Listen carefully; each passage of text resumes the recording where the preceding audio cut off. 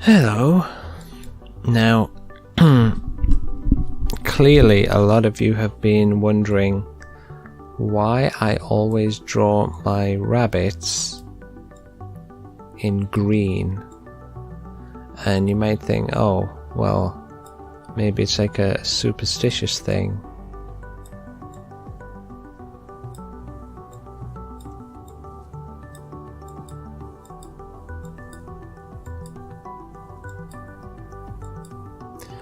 But if you thought that, then you're ignorant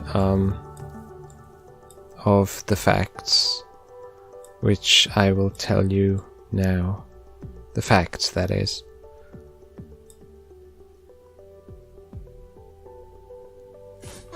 I don't actually always draw my bunnies in green. Sometimes I draw them in like a different color, but I do it like very discreetly and not very often, so that's probably why you haven't noticed. You need to pay more attention.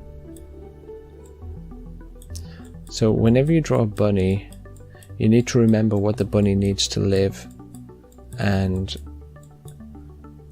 everyone knows that bunnies eat grass or like leaves or something, but not many people know that since they eat leaves, that means scientifically that they can also actually photosynthesize.